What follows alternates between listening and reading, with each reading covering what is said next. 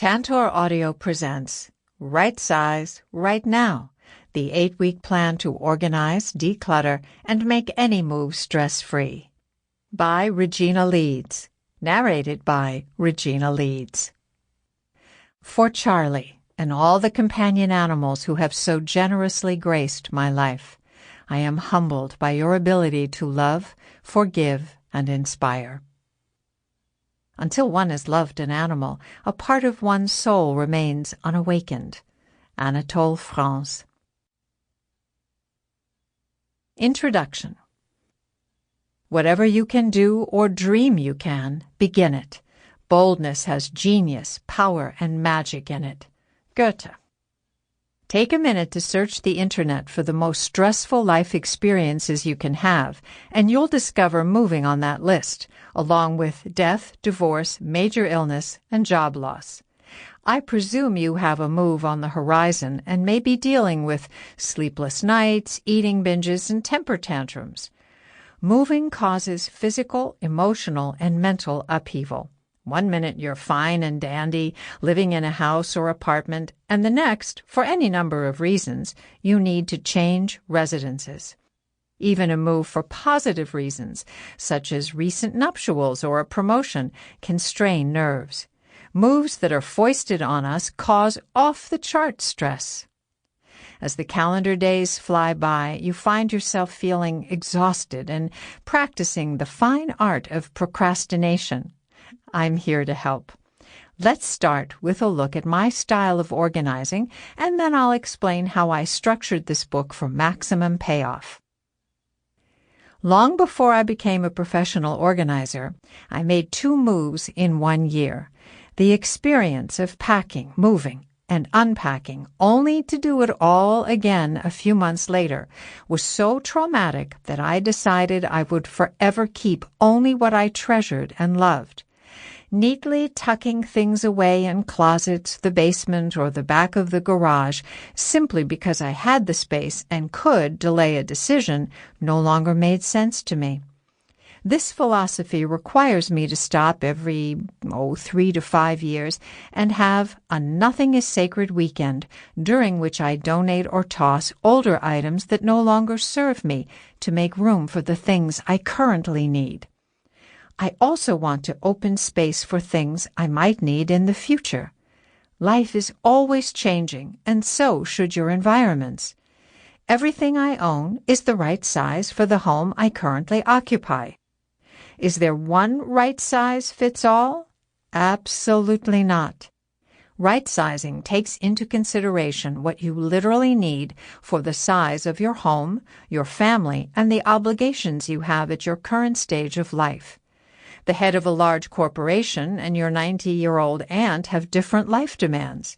They should have different amounts of stuff to meet those demands elegantly and efficiently. Even if your next move is far in the future, you can use this book to right-size your home. Every few years, it's great to reassess what we own and see if it's time to tweak the environment. For example, a few years ago, I visited an elderly relative. I noticed that all of my late uncle's things were still in his room, even though he had been gone for more than a decade. He left no wife or children, just his brothers and sisters. I asked if I could sort through his possessions and see what could be donated to charity or tossed. In the process, I was surprised to find usable items still taking up valuable space. For example, another sister, recently deceased, had placed a large stash of disposable razors in a plastic bag labeled with the contents and the date. They were in my uncle's dresser, along with a myriad collection of other bagged and labeled personal items, as if he were on a long trip and would need everything upon his return. It is amazing how loyal we are to stuff that will never again be used.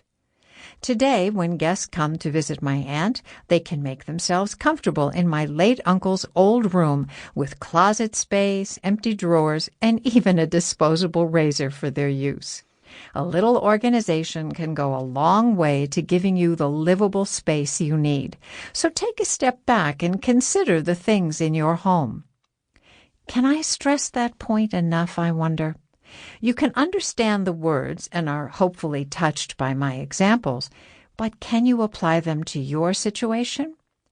It can be tough to look on your possessions with an impartial eye, but you don't ever want your home to feel stale or staid, do you? You want it to be vibrant and alive, just like you are. You loved your college dorm or first apartment, but it would look odd to have the exact same decor when you're 50. You set up your nursery with great love, but your teenager doesn't even want to see photos of how adorable it was. Time and life march on. We need to keep in step. The Zen of Organizing. When I was growing up, there were no piles in our home. Everything had its place, and my mother insisted that my father and I return items the second we were done using them. No exceptions. I assumed that everyone lived by the same rules. As a young adult, I didn't realize that friends cleaned up before you came over for a visit, that their homes weren't always company-ready. And I was lucky to date men as tidy as I was.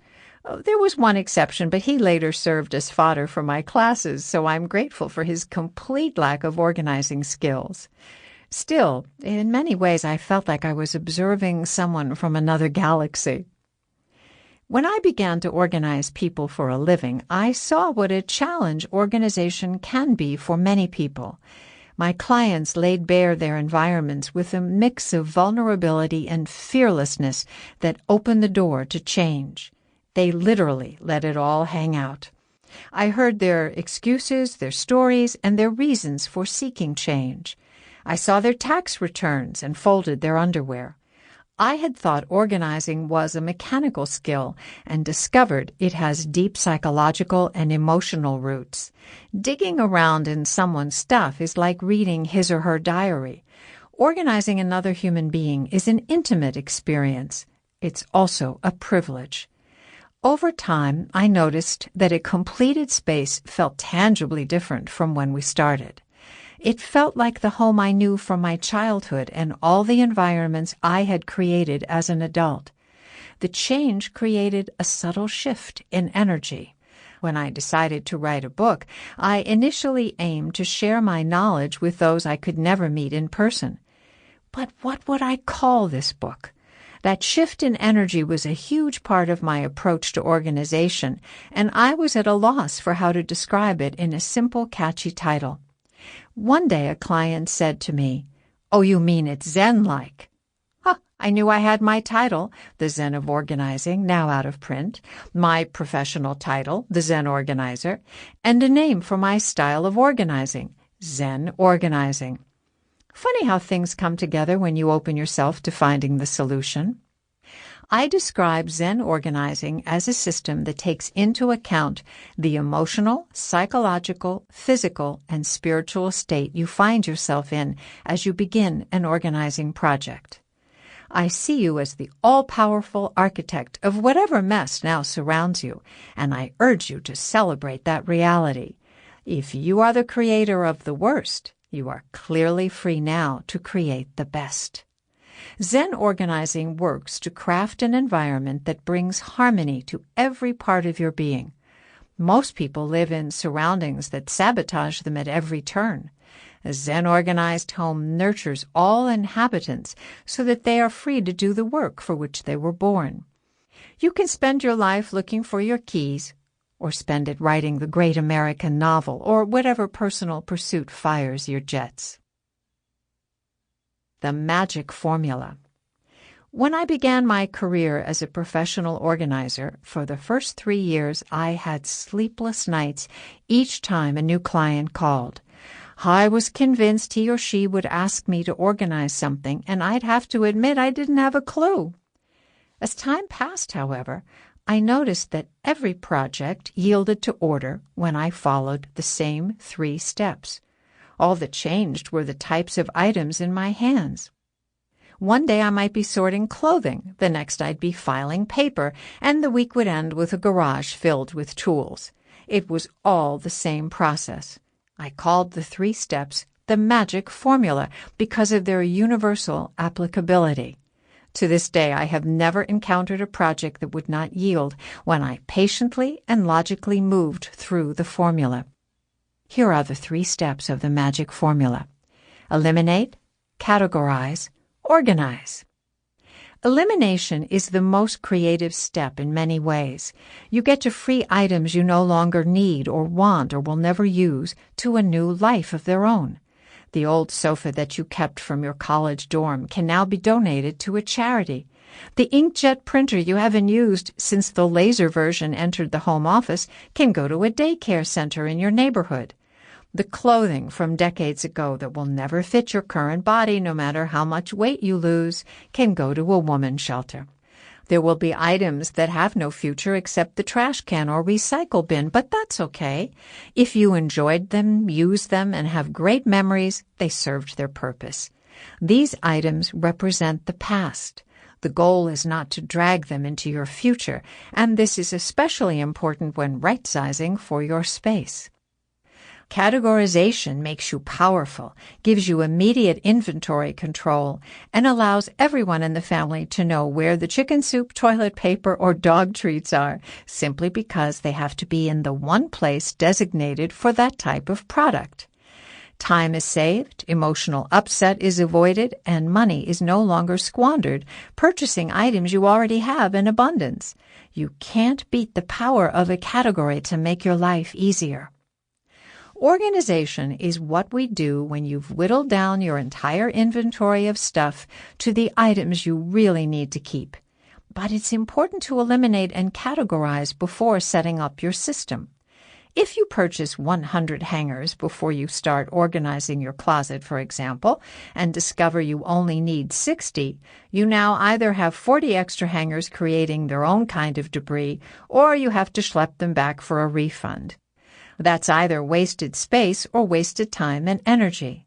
Everyone is instantly on board when it comes to saving money, and I hope you will come to value saving space, energy, and time equally. You can earn more money, make more room, and get some rest, but frittered time is lost forever.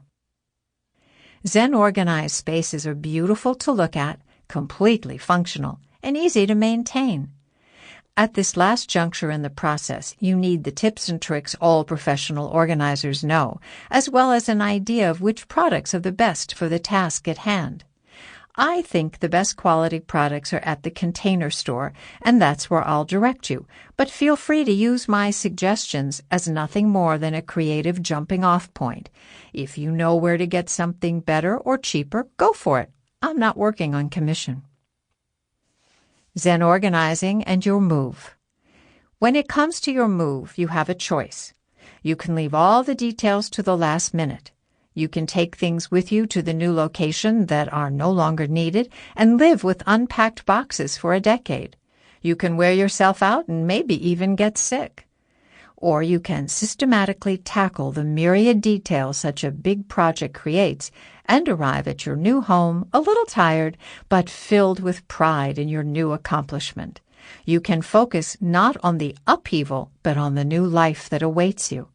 Again, the choice is yours. You know which one I'm here to help you make.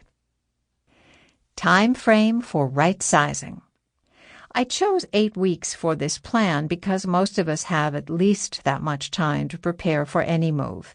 If you're lucky and have more time, you can stretch out some of the projects, and if you have less, you can compress the weeks as needed. I've crafted this plan for a typical family moving out of a 2-bedroom, 2-bathroom house into one of equivalent size, but it can apply to any space. You may find that certain activities don't apply to you, and that will give you more time to do the things that are common to all moves. Not every person has a garage or an attic, for example, but we all have a bedroom and a kitchen. You might be moving to a studio apartment from your parents' home, or perhaps you just had baby number 5 and are moving into a 6-bedroom house. Don't dismiss the guidelines because your situation is different. If you don't currently have a basement, attic, guest room, or garage, you can smugly read the material for the suggested tips and then go sit by the pool. Conversely, if you are leaving your mansion for a condo, you can double down and work faster and a wee bit harder. It's all doable in 8 weeks' time. Structure. Each chapter is formulated so that you will have the following. After the first week, which is top-heavy with initial research, I have a right-sizing project for every week to help you divest yourself of what you no longer need or want or will never use in the new space. Tackling these decisions at the other end makes no sense, nor does living for years with unpacked boxes. Stacks of anything, papers, boxes, clothing, etc., are unmade decisions staring you in the face. The visual exhausts you and leaves you feeling guilty. I'd like to expunge such experiences from your life and prevent them from entering the new location. It only takes a little extra elbow grease in the current one. In every chapter, you'll find call-out boxes with tips you can use to facilitate your move. I've chosen these carefully for their versatility and power. You can use them to get ready for the big day, whether it will happen in 8 weeks or at some undetermined future date. You might find these tips motivating and just what you need to galvanize you into action. It's never really possible to predict what the first domino might be. That's a personal matter for every reader. There will be tips to help you organize the items you choose to take with you in the new space. Here again, we see the power of categories. You know exactly what you need to organize. I presume you know the size and dimensions of the cupboards and drawers in the new space. Armed with that information, you can avail yourself of free space planning at an entity like the Container Store or IKEA. They can design simple organizing systems for your clothes closet, a pantry, or the garage. And of course, my tips include lists of my favorite organizing tools. Chapters conclude with a summary so you can easily reference the material covered. Feel free to copy them into a notebook, and please do tailor them to fit your unique situation and needs. Every chapter has a suggestion for a reward. This is a difficult time, and you need to pat yourself on the back each week and tell yourself, job well done. Morale boosters are key to success. Be sure to extend rewards to family members and devoted friends who are helping you make the transition. Very often, the self-care tip for the week can be used as a reward. Anybody up for an aromatherapy bubble bath at the end of a day of work? Parenting and packing boxes? I thought so. Throughout the book, we'll also look at the particular challenges of specific types of moves, like going to live in a dorm or mini apartment, moving in with relatives when life tosses you a temporary curveball, or going into assisted living. I wouldn't skip those sections if they don't apply to you because they are chock full of practical tips you might wish to make use of in your situation. I've scattered related material throughout the book. You're on a treasure hunt for the best tips for you. Listen to the book once and then go back and begin your official journey. Make notes in your journal.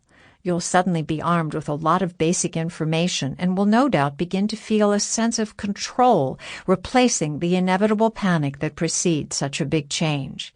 You are free to shift steps from one week to another. However, I would recommend swapping rather than deferring them and then having to tackle multiple assignments the week before the moving truck pulls up in front of your door. Procrastination is not your friend.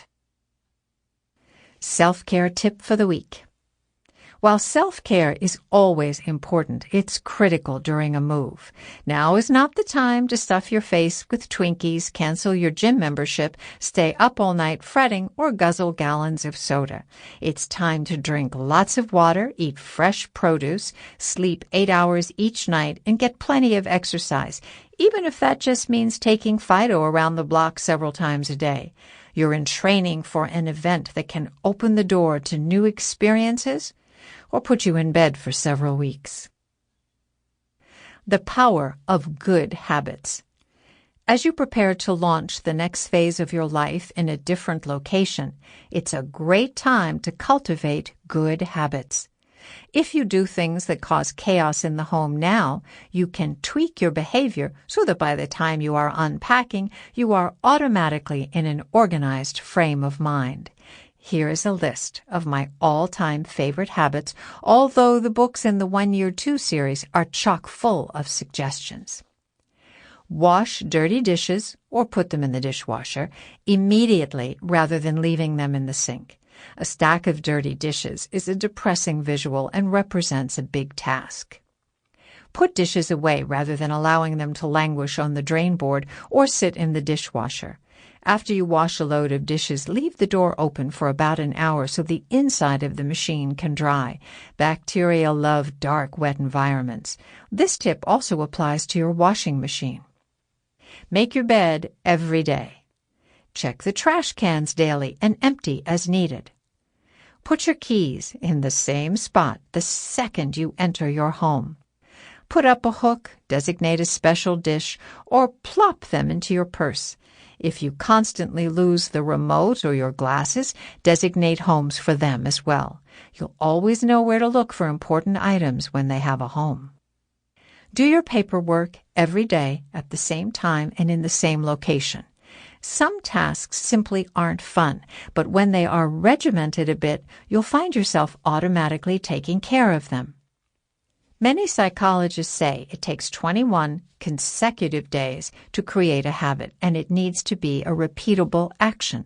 It can be tricky to cultivate even the simplest change in your daily life, but once you have a new habit solidified, you will wonder how you lived any other way. I would choose no more than 2 to start. You don't want to overwhelm yourself. Set yourself up to win. The ultimate helper, a to-do list. I don't know what I would do without my trusty to-do list. Instead of addressing all the issues in my life that demand attention, my daily list guides me to accomplish only the items I can easily tackle that day. Whether you use an electronic or paper calendar, you'll want to keep track of your personal and work responsibilities, along with the myriad details suddenly clamoring for your attention. I start my suggestions here with an assumption that some kind of scheduling is already a part of your life. Without it, you are apt to forget things and live with more stress than necessary.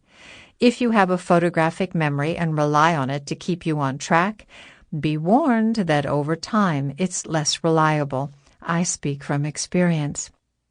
A good way to start is by listening to this book through once, as I suggested, and noting things you need to do, like call a few movers, measure the cupboards and count the drawers in the new home, and order checks imprinted with your new address. When done, you'll have the rudiments of the master list for your move. I know folks who carry their master life list around with them. I can't imagine anything less productive. Being confronted with everything you need to accomplish is overwhelming, even if you are extremely organized. At night, make a to-do list of specific tasks for the next day. Be sure you consider each item carefully. Is it necessary? Is tomorrow the ideal day to tackle it? Factor in how much time a task will realistically take, including travel time. If you drive, allow for the inevitable parking drama that is part and parcel of living in a big congested city. There's no sin in bumping tasks, although there is trouble on the horizon if you do it continuously. If you procrastinate, you'll end up moving things with you that should find new homes or be tossed. It may take months to recover when you could be enjoying your new home and neighborhood. Please don't do that to yourself. As you look at your calendar, I prefer month at a glance. Consider whether you could move items to tomorrow from another day. Could doubling your efforts in a specific neighborhood, for example, prevent you from returning the following week? Geographical intelligence will save you time, money, and energy. It's equally important to husband your personal energy. You don't want to bolt out of the starting gate and then flag in week 3. Finally, this is a wonderful time to practice the art of saying no. I once checked with a mover to make sure my client's move was on track for the next day. Imagine my surprise when I learned she had rescheduled for the following week. When I asked her why, she told me she had agreed to head a committee at her son's school. She inconvenienced me as well as the movers, and she also denied another parent the opportunity to step up and run the committee. If you feel you do everything better than everyone else on the planet, the period right before a move is the perfect time to disabuse yourself of this notion. Learn to mentor. It's a great life skill. Seek help. Even if you wish to do your own move, I would still consult with a large moving company just to get the free literature they provide. You might even be persuaded to let them do the work while you concentrate on downsizing. Help also comes from many surprising sources. For example, when I moved, I discovered that a lot of well-known stores in my neighborhood, like West Elm and Pottery Barn, had coupons to help me feather my new nest at a discount. And don't hesitate to call in favors from family members and friends. Instead of issuing a general cry for help, tailor each request to the best person for the job. Never ask someone who is consistently critical of you for help. You know in advance where that's going to lead. Spreading out your requests will ensure that no one will start avoiding your calls or fake a trip to Borneo the weekend of your move. If you have a particularly savvy internet researcher in the family, ask him or her to find things and people you need, like local charities that will make a pickup or someone to sell items on eBay for you. If you lack a skilled family member or friend, you might want to hire a virtual assistant to take these details off your to-do list. We'll talk about those later. In your move notebook, a must, you can make notes as you listen so you are on top of the information you need to secure. Perhaps you are moving to a new city and have children who are less than thrilled about this turn of events. If so, help them find outlets in the new location for the things that matter to them. We can get so lost in our grief that we forget to direct our energy to a solution.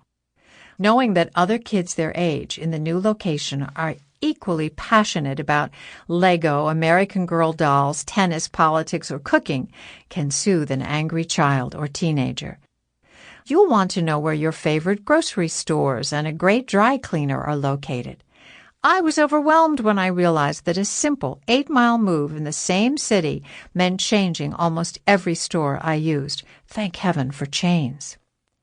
We get so caught up in learning the best way to pack items like dishes or books that we forget we also need to fill the gap made by leaving behind our network of family and friends.